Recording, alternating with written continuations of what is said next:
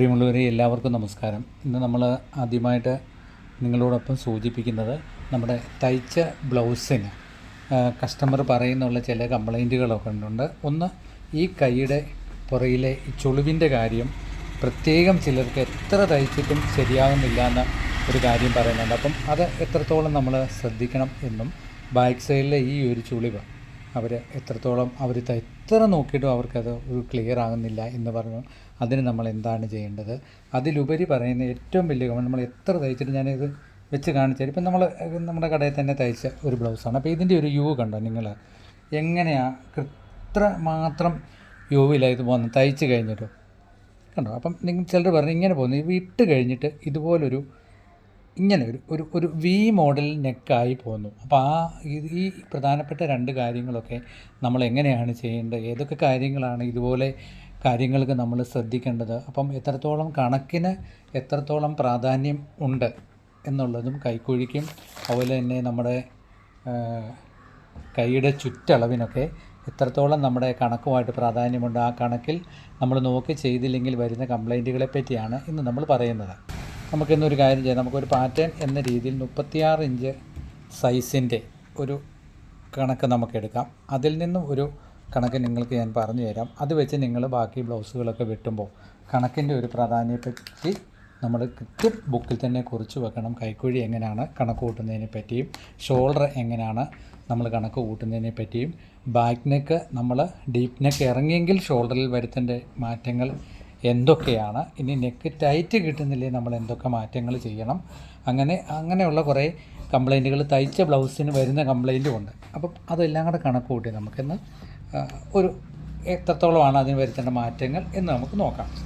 ആദ്യമായി തന്നെ നമ്മൾ ഇതിൻ്റെ തയ്യൽ തുമ്പ് കൊടുത്തു. 1/2 ഇഞ്ച് തയ്യൽ തുമ്പ് നമ്മൾ വരച്ചു.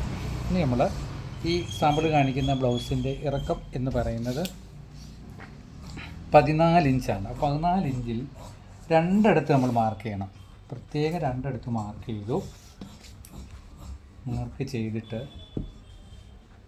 നമ്മൾ വരച്ചു. 1/2 ഇഞ്ച് തയ്യൽ തുമ്പും വരച്ചു.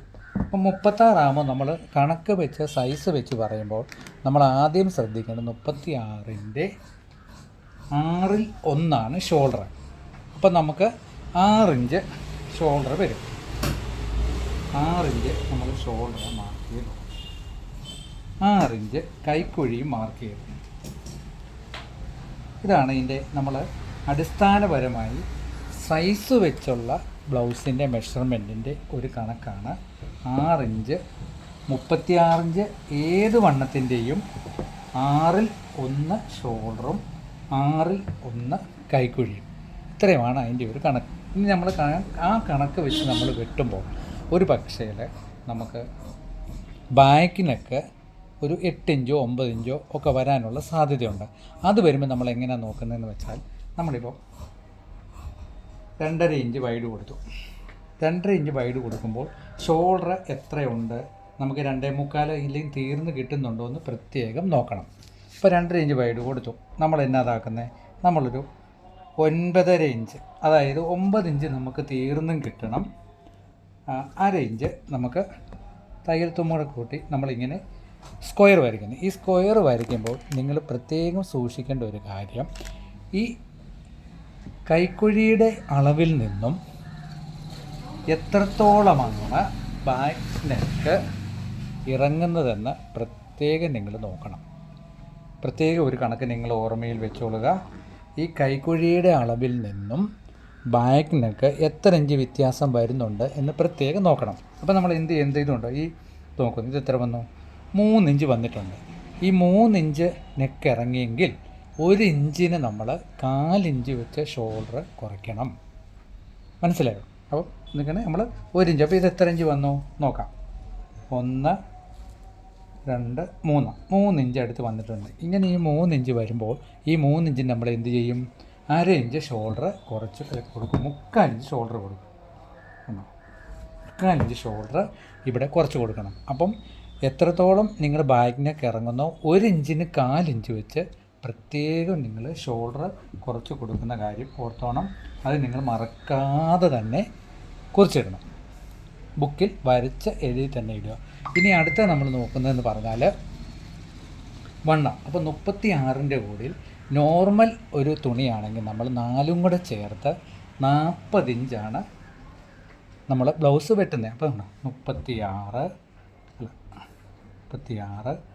പ്ലസ് 4 40. ഈ 40ൻ്റെ 4/1 നമ്മൾ വണ്ണം മാർക്ക് ചെയ്യുന്നത്. അപ്പോൾ മിക്കവരും ചോദിക്കാറുണ്ട് 36ൻ്റെ വണ്ണം തന്നെ നമ്മൾ ഇവിടെ മാർക്ക് ചെയ്താൽ പോരെ.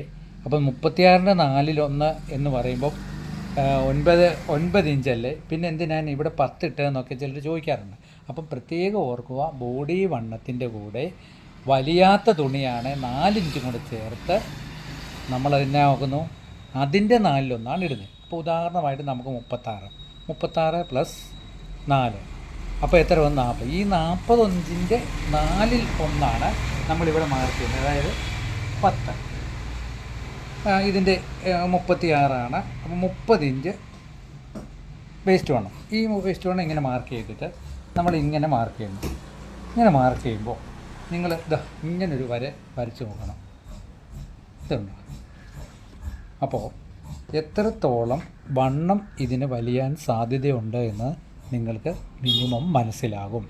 എത്രത്തോളം നമുക്ക് വണ്ണം വലിയും. അപ്പോൾ ഈ വണ്ണം ഓട്ടോമാറ്റിക്കായിട്ട് ഇവിടുന്ന് ബാക്കിനൊക്കെ ഇറങ്ങുമ്പോൾ വലിയാൻ സാധ്യതയുണ്ട്. അപ്പോൾ തികച്ചും നിങ്ങൾ എന്താ ചെയ്യുന്നത് വെച്ചാൽ, നിങ്ങൾ വണ്ണം കൂടെ നമ്മൾ 4 ഇഞ്ച് കുറച്ച് കൊടുക്കണം. 4 ഇഞ്ച്.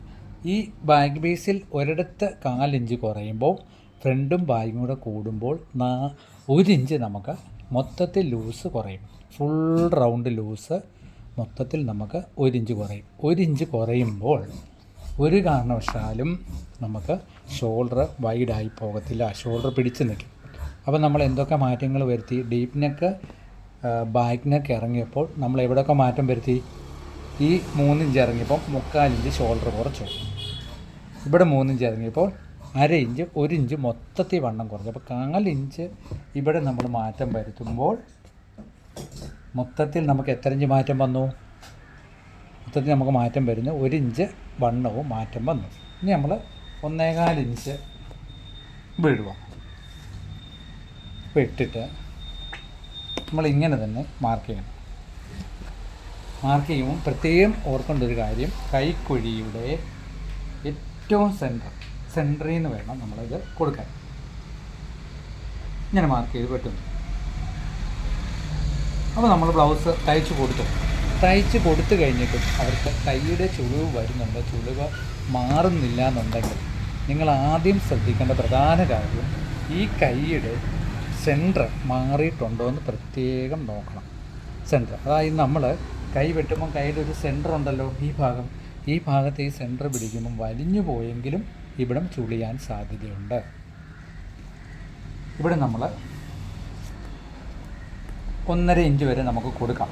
ഈ 1.5 ഇഞ്ച് കൊടുക്കുമ്പോൾ ഇത് 1/2 ഇഞ്ച് ഇങ്ങോട്ട് കയറിയാലും 1/2 ഇഞ്ച് ഇങ്ങോട്ട് കയറിയാലും ഇത് രണ്ടും ചുളിവിൻ്റെ പ്രധാന കാര്യങ്ങളിലൊന്നാണ്. തുടർച്ചയായിട്ട് ചുളിവ് വരുവാണെങ്കിൽ നമുക്ക് അതിന് ചെയ്യേണ്ട ഏറ്റവും വലിയ ഘടകം എന്തെന്ന് പറഞ്ഞാൽ, ഈ ലൂസില്ലേ, ഈ ലൂസിനെ നമ്മൾ 2ആയിട്ട് ഭാഗിക്കണം. 4 2 കൊടുക്കണം. എന്നിട്ട് ഇതിൻ്റെ ഈ സെൻറ്ററും കൂടി ഈ പകുതിയിലേക്ക് കൊണ്ടുവന്നിട്ട് വേണം സ്ഥിരമായിട്ട് ഇങ്ങനെ വരുന്നവർക്ക് നമ്മൾ ചെയ്യാൻ. അപ്പോൾ നമ്മൾ സാരി ബ്ലൗസ് തയ്ച്ചു കൊടുത്തു കഴിഞ്ഞിട്ട് അങ്ങനെ ഒരു കംപ്ലൈൻറ്റ് കാണിക്കുവാണെങ്കിൽ ആദ്യം നമ്മൾ ഈ കൈ അഴിച്ചെടുക്കണം. മൊത്തം അഴിച്ചെടുത്തിട്ട് കൈയുടെ ഈ ഭാഗത്തെ സെൻറ്റർ മാറിയിട്ടുണ്ടോ എന്ന് പ്രത്യേകം നോക്കണം. സെൻറ്റർ മാറിയാലും അത് വരും. ഇല്ലെങ്കിൽ എന്താ ചെയ്യേണ്ടതെന്ന് പറഞ്ഞാൽ, ഈ കൈക്കുഴി നമ്മൾ കൈ അകത്തോട്ടെടുക്കണം. കൈ ഇങ്ങനെ നമ്മൾ ഇതുവഴി തന്നെ പുറത്തോട്ടെടുത്തിട്ട് കറക്റ്റ് ഇങ്ങനെ വെച്ചിട്ട് ഈ തയ്ച്ച ബ്ലൗസിൻ്റെ കൈക്കുഴി നമ്മൾ ഇങ്ങനെ ഒന്ന് അളക്കണം.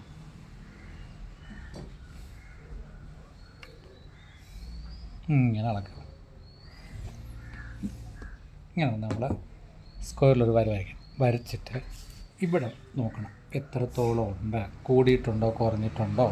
അപ്പോൾ നിങ്ങൾക്കറിയാം, ഇത് ഒരുപാട് വ്യത്യാസം വന്നിട്ടുണ്ടെങ്കിൽ പതുക്കെ അഴിച്ചിട്ട് ഈ സൈഡ് ഇതുണ്ട് ഇവിടം നമ്മളൊരു 4 ഇഞ്ചും കൂടെ എടുത്ത് വെട്ടണം. 4 ഇഞ്ച് എടുത്ത് വെട്ടിയിട്ട് കൃത്യമായിട്ട് കൈ അതുപോലെ തന്നെ പിടിപ്പിക്കുക. കൂടാതെ കൈയുടെ സെൻറ്ററിൽ നമ്മൾ വെച്ചിരിക്കുന്നത് കറക്റ്റാണോ നോക്കുക. ഈ 2 രീതിയിൽ ചെയ്ത് കഴിഞ്ഞാൽ നിങ്ങൾ തയ്ച്ച ബ്ലൗസിന് കംപ്ലൈൻറ്റ് വന്നാൽ നിങ്ങൾക്ക് അത് കണ്ടുപിടിക്കാൻ പറ്റും. ഇപ്പോൾ ഒരു കംപ്ലൈൻറ്റ് ഒരു ബ്ലൗസിന് വന്നു, ഒരു കംപ്ലൈൻറ്റ് വന്നാൽ നമ്മൾ ആദ്യം ചിന്തിക്കേണ്ടത് എന്നാണ്, ആ കംപ്ലൈൻറ്റിൽ നിന്നും നമുക്കെന്ത് പഠിക്കാനുണ്ടെന്ന് ആദ്യം നമ്മൾ നോക്കണം. പ്രത്യേകം നമ്മൾ നോക്കേണ്ട ഒരു കാര്യമാണ് ഈ ഒരു കാര്യം. തയ്ച്ചു കൊടുത്ത ബ്ലൗസിൻ്റെ കൈക്ക് ഇങ്ങനെ ഒരു കാര്യം വരുന്നുണ്ടെങ്കിൽ നമ്മൾ ആദ്യം ചിന്തിക്കേണ്ടത് എന്താണ്, ഇങ്ങനെ തന്നെ നിങ്ങൾ തിരുതി വെക്കാതെ ഒരു സ്ക്വയർ വരച്ച് നോക്കുക. വരച്ച് നോക്കുമ്പോൾ ഈ ഭാഗത്ത് എത്ര ഇഞ്ച് വ്യത്യാസം വന്നു എന്ന് നിങ്ങൾക്ക് അറിയാൻ പറ്റും. അപ്പം അത് 1.5 ഇഞ്ചിൽ കൂടുതലുണ്ട്, ഇനി 1.5 ഇഞ്ചിൽ കുറവാണോ എന്ന് നോക്കണം. നോക്കിയിട്ട് നമ്മൾ കൈയുടെ ഭാഗത്താണോ ചുളിവ് വരുന്നത് അതോ ബോഡി വണ്ണത്തിൻ്റെ ഭാഗത്താണോ ചുളിവ് വരുന്നതെന്നുള്ള കാര്യം പ്രത്യേകം നിങ്ങൾ നോക്കണം. ബോഡി വണ്ണത്തിൻ്റെ ഭാഗത്താണോ കൈയുടെ ഭാഗത്താണോ ചുളിവ് വന്നോ എന്ന് നോക്കിയിട്ട് പ്രത്യേകം അത് ചെയ്യണം.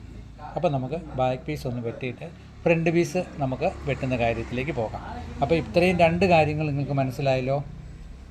അളവ് ബ്ലൗസിൻ്റെ ഭാഗം ശ്രദ്ധിക്കുമ്പം ഈ കൈക്കുഴിയുടെ ഭാഗം, ഷോൾഡർ കുറയ്ക്കുന്ന ഭാഗം, ഈ 3 ഭാഗങ്ങൾ പ്രത്യേകം മനസ്സിൽ ഓർത്ത് വെക്കുക. അപ്പം നമുക്ക് ഈ ബാക്ക് പീസ് ഒന്ന് കട്ട് ചെയ്യാം. ബാക്ക് പീസ് കട്ട് ചെയ്യുമ്പോൾ നല്ല റൗണ്ടിൽ തന്നെ കൊടുക്കണം. ഒരിക്കലും ആ റൗണ്ട് വ്യത്യാസം വരരുത്.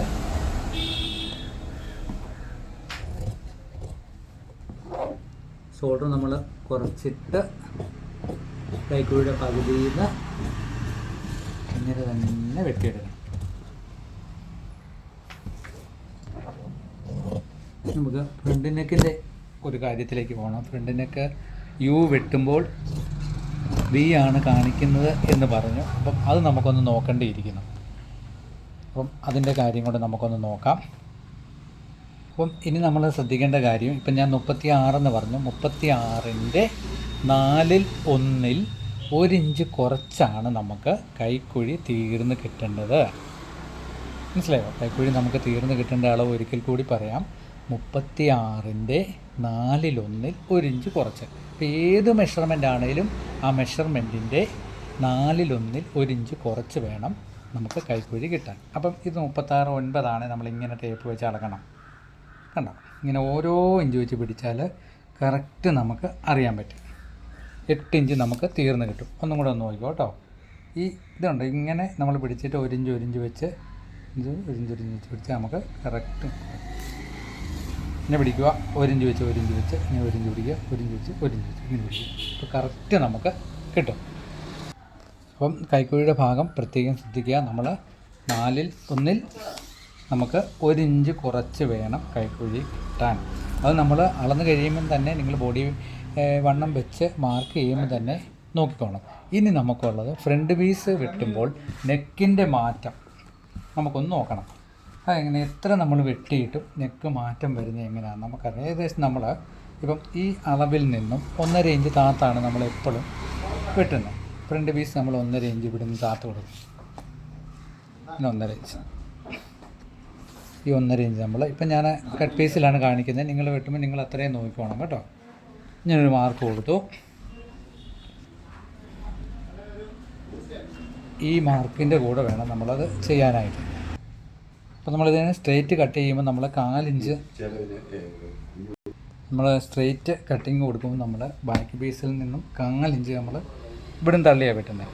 അറിയാമല്ലോ, മുമ്പ് പല വീഡിയോയിലും പറഞ്ഞിട്ടുണ്ട്. അപ്പോൾ ഈ ഇതിൽ പറഞ്ഞു തരുമ്പോൾ നമ്മൾ ശ്രദ്ധിക്കേണ്ട ഒരു പ്രധാന കാര്യം എന്തെന്ന് പറഞ്ഞാൽ, നമ്മൾ 2.5 ഇഞ്ച് കൊടുത്താണ് ബാക്ക് നെക്കിൻ്റെ വൈഡ് വെട്ടിയത്.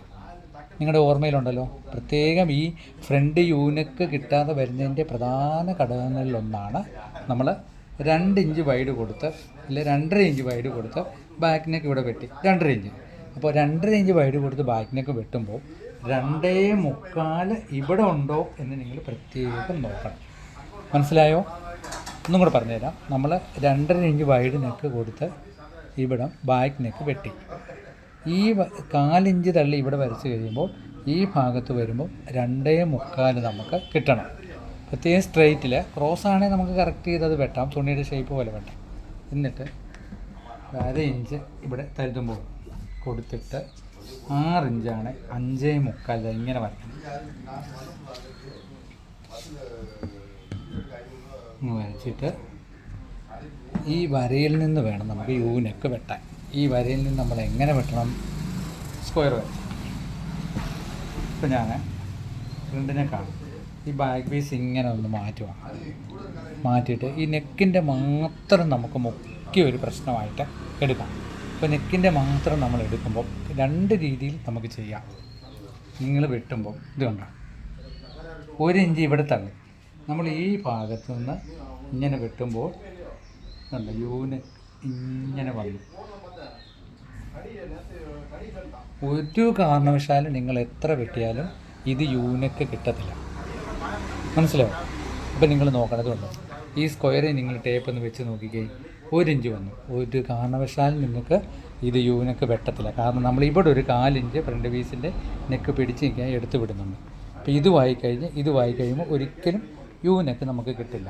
നെക്ക് നമുക്ക് യഥാർത്ഥമായിട്ട് കിട്ടണമെങ്കിൽ ഇതെങ്ങനെയാണ് ഈ സ്ക്വയറിൻ്റെ തൊട്ട് കണ്ടോ വ്യത്യാസം കണ്ടോ? ഒരു കാരണവശാലും ഇവിടുന്ന് തന്നെ പോകരുത്. ഇവിടുന്ന് നമ്മൾ കയറ്റിയിട്ട് ഇതാ സ്ക്വയറിൻ്റെ ഇവിടുന്ന് തന്നെ മറിക്കണം. മറിച്ച് കണ്ടോ? അപ്പം ഇങ്ങനെ ഫ്രണ്ട് പീസ് വെട്ടിയെങ്കിൽ മാത്രമേ ഉള്ളൂ നമുക്ക് നെക്ക് കിട്ടുകയുള്ളൂ. എങ്ങനെ കിട്ടുകയുള്ളൂ? ഇതാ ഈ അളവ് ബ്ലൗസിൽ കാണിച്ചിരിക്കുന്ന പോലുള്ള നെക്ക് നമുക്ക് കിട്ടുകയുള്ളൂ. ഇല്ലെങ്കിൽ നമ്മൾ തയ്ച്ച് ഇപ്പം നിങ്ങൾക്ക് ഇവിടുന്ന് ഈ റൗണ്ട് വെട്ടാം. ഈ റൗണ്ട് വെട്ടിക്കഴിയുമ്പോൾ ഇത് ഇങ്ങനെ പോകും. ഇങ്ങനെ ശക്കലം വലിഞ്ഞു പോകുമ്പോൾ ഇട്ട് കഴിയുമ്പോൾ പ്രായോഗികമായിട്ടും ഇത് ഇങ്ങനെ പോകും. അപ്പം നെക്കിൻ്റെ കാര്യത്തിൽ തയ്ച്ച് കഴിഞ്ഞ് അങ്ങനെ ഒരു കംപ്ലൈൻറ്റ് വന്നാൽ നമുക്ക് ഒരേ ഒരു ഐഡിയയേ ഉള്ളൂ, നെക്ക് അഴിച്ച് ഒരു റീകട്ട് ചെയ്യുന്ന കാര്യം ചിന്തിക്കുകയേ വേണ്ട. നമ്മളത് ചെയ്യേണ്ടത് ഏറ്റവും പ്രധാനപ്പെട്ട കാര്യം. 4 ഇഞ്ച് നമ്മളിവിടെ എടുത്ത് കളഞ്ഞില്ലെങ്കിൽ നമുക്ക് 4 ഇഞ്ച് കളയാം ലൂസ് ഉണ്ടെങ്കിൽ. പക്ഷേ വരുന്നിടത്ത് ഒട്ടും അത് ചെയ്യാൻ പറ്റില്ല. വരുന്നിടത്ത് പിന്നെ നമുക്ക് ചെയ്യാൻ പറ്റിയത് ഏതാണ്? സൈഡിൽ നിന്നും നമുക്ക് ഒരു 4 ഇഞ്ചും കൂടെ വേണമെങ്കിൽ ലൂസ് ടൈറ്റ് ചെയ്ത് കൊടുക്കാം. ടൈറ്റ് ചെയ്ത് കൊടുത്താൽ നെക്ക് ഈ സൈഡിലോട്ടൊരു വലി വരും. നമ്മൾ തയ്ച്ച് കൊടുത്ത നെക്കിന് ഒത്തിരി ഇത് വരുവാണെങ്കിൽ നിങ്ങളിങ്ങനെ സാരി ബ്ലൗസ് പിടിച്ച് നോക്കുക. പിടിച്ച് നോക്കിയിട്ട് ലൂസെന്ന് കാണിക്കുന്നുണ്ടെങ്കിൽ ഫ്രണ്ട് മാത്രം ഈ സൈഡ് അഴിച്ചിട്ട് ഫ്രണ്ട് പീസ് മാത്രം ഒരു 4 ഇഞ്ച് ഇവിടെ ഇങ്ങനെ കയറ്റി കൊടുക്കണം, ബാക്കും ഫ്രണ്ടും. അപ്പോൾ നമുക്ക് എന്ത് ചെയ്യും? ഈ ഭാഗത്തൊരു വലിവ് വരും. ഇങ്ങനെ വരുമ്പോൾ നമുക്ക് കുറച്ചും കൂടെ ക്ലിയർ ചെയ്ത് കിട്ടാനുള്ള സാധ്യതയുണ്ട്. അപ്പോൾ തയ്ച്ച ബ്ലൗസിൻ്റെ ഫ്രണ്ട് പീസ് നെക്ക് അളന്ന് ഒരു വർക്കിന് നമ്മൾ പോകണ്ട.